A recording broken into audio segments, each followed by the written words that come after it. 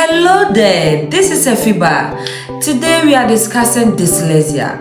In our previous video we discussed what SEN is, special educational needs, and we mentioned dyslexia as one of the examples of SEN. So today let's discuss dyslexia. So dyslexia is a learning difference that affects how a child reads, spell words and speaks, and sometimes they don't even speak out loud. So it is not a matter of being unintelligent.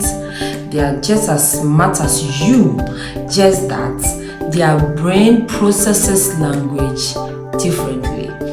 So now let's talk about some signs of dyslexia. So when we say a child has dyslexia, it comes with a lot of traits, and I'm warning again that we don't take the first mistake and diagnose the child for being dyslexia.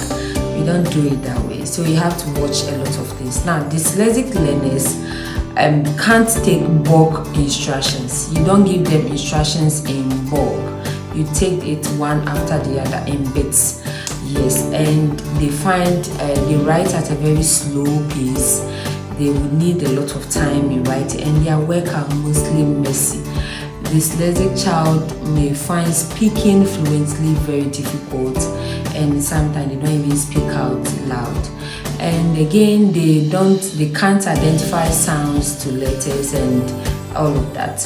They find spelling difficult, reading difficult, and then they find certain letters, they miss certain letters and are unable to say, hear a word and write the correct word. So when they hear a word, they don't normally write how it's spelled, but they write it how they hear it.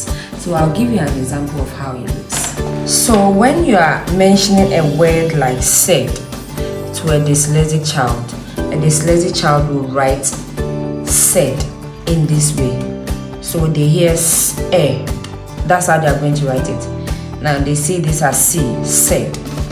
So they are going to write it this way. And sometimes when you mention a word like what, this is an example of words that they keep misspelling them. So what, they'll write this for you, or that. That is how, these are not the only words that they keep missing. There are a lot of words, the very confusing ones, they keep misspelling them. And here's an example of some letters they keep mixing them together. So in cases where they are supposed to write b, they'll write do. In cases where they are supposed to write do, they'll write b. It's same with and they keep mixing them together. So like I said, you can't diagnose a child by this first mistake. You have to tick a lot of boxes before you can diagnose a child with dyslexic. And let me tell you what a dyslexic child is not. A dyslexic child is not possessed. A dyslexic child is not unintelligent. A dyslexic child is doesn't mean that they were taught wrongly. It's more of a brain that processes language in a different way. They don't process language the way you would. So you have to take extra time in helping these children. In our next video, probably, we are going to talk about techniques that you can use to help learners with dyslexic.